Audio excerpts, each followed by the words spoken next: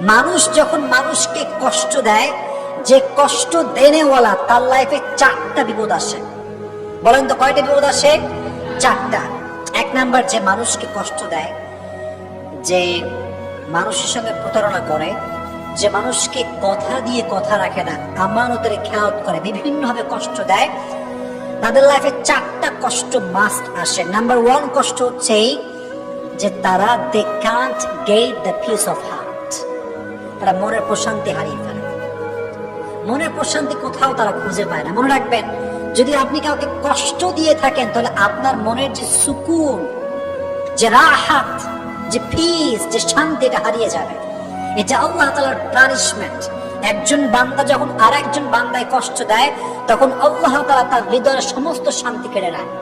তার হৃদয়ে কোনো শান্তি থাকে না। এখন আপনি বলবেন যে হুজুর, কত মানুষ আমারে কষ্ট দিল, ওদেরকে দেখি ডার্সে ঘুরে বেড়ায়, কোনো অশান্তি নাই, টাকা পয়সা, গাড়ি বাড়ি, বউ, কোনো কিছুর অভাব নাই, ডার্সে ঘুরতেছে, তাহলে আপনার কথার ব্যাখ্যাটা কি দাঁড়াবে?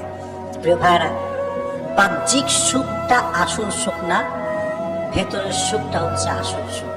কথা বলেন ঠিক কিনা? আসল সুখ হচ্ছে ভেতরের সুখ। পিস অফ হার্ট যার নাই, পিস অফ মাইন্ড যার নাই, তার পুরো পৃথিবী থাকলেও তার কোনো কিছু নাই। That means if you have the peace of heart, then you have everything. And if you do not have the peace of heart,